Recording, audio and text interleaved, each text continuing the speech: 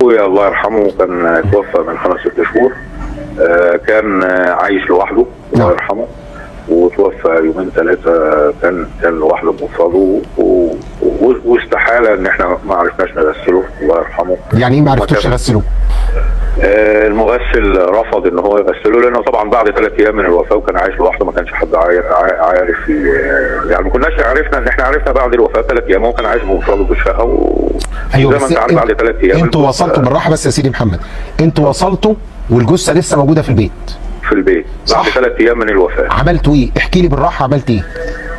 بعد 3 ايام من الوفاه رحنا لقينا الجثه والله يرحمه منفوخه. خلاص ماشي، مش عايزين نوصفها، انتوا عملتوا ايه؟ انا ما بقولكش اوصف لي الجثه. احنا ما عملناش حاجه طبعا، كان امر مفاجئ لينا. بعتنا جبنا مغسل رفض يغسله.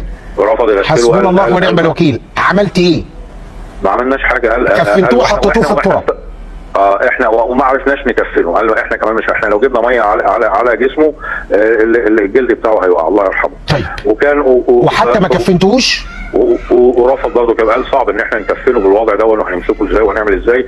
كفناه في كنا احنا نقلناها في بطانيه، وكفناه في البطانيه ووضعناه الله يرحمه في القبر. لا حول ولا قوة إلا بالله. الله عز وجل قال فاسألوا أهل الذكر إن كنتم لا تعلمون. احنا يا جماعة والإنسان ما يعرفش شيء في الدين بلاش تفتي، بلاش تقول ادفنوا زي ما هو، بلاش تقول ادفنوا بالبطانية، بلاش قول أنا لا أعلم، وشوف حد متخصص يعرف في الموضوع ده. طب يا جماعة لو أنا دلوقتي حصل معايا موقف زي كده، قريبي جاري اكتشفنا ان هو توفى بقاله 3 ايام او بقاله مدة تمام، وريحته بقت صعبة والجسم كأنه بقى زي كأنه في القبر بالظبط، فلو انا جبت مية عليه فعلا يا جماعة الجسم لو جبنا عليه مية في الحالة ديت الجسم هيبدأ يتحلل. طب اعمل ايه يا جماعة في هذا الحال يا جماعة؟ التيمم يجزئ حال الغسل. بجيب تراب ويمم الغسل، بيمم الأمانة. الله يكرمكم ويبارك فيكم. وبعد ما يمم الأمانة بجيب يا جماعة من أي حد بتاع حدايد وبوهيات، بروح أجيب 3 متر مشمع لونه أبيض.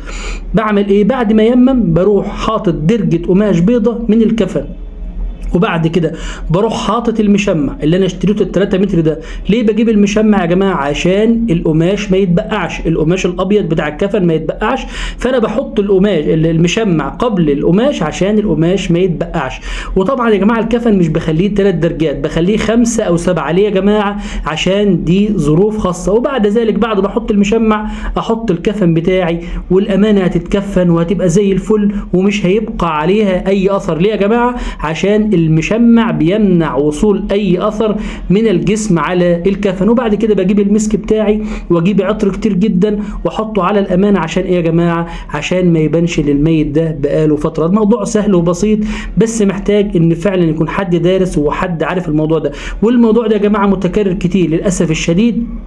انا ذات نفسي بيتصل عليا ناس كتيره، وساعات بروح للاسف يا جماعه الاقي الميت بقاله اسبوع والميت بقاله 4 ايام، وبتبقى حاجه صعبه جدا وحاجه توجع القلب. تخيلوا يا جماعه الانسان يكون عايش في بيت وللاسف الشديد يموت ومحدش بيسال عليه، يموت وللاسف الشديد محدش ولا اخوه ولا اي حد بيسال عليه. للاسف الشديد الاولاد يبقى متغربين وسايبين ابوهم، وفجاه واحده ابوهم مات. عرفوا منين؟ عرفوا من الريحه، شموا من الريحه.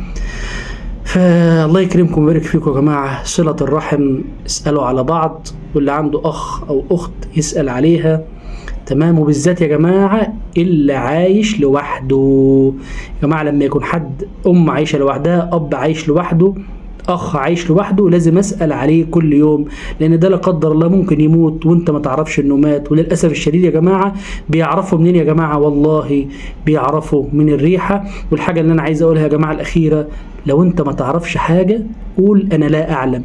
من قال لا اعلم فقد افتى. قول انا ما اعرفش الا الدين. اي حاجه يا جماعه الامر فيها سهل، لكن الدين تفتي فتوى غلط او تقول كلمه غلط اهو تسببت ان هذا الرجل للاسف الشديد اتدفن، وللاسف الشديد اتدفن ببطانيه، والله اعلم هم صلوا عليه ولا ما صلوش عليه، وحتى ما تغسلش. فالله المستعان يا جماعه، ربنا يهدينا ويصلح حالنا. يا ريت يا جماعه نعمل مشاركه للفيديو ده عشان في ناس كتيره ما تعرفش ازاي لو حصل عندي حاجه زي كده ازاي اغسل الامانه. والنبي صلى الله عليه وسلم قال الدال على الخير كفاعله. والسلام عليكم ورحمه الله وبركاته.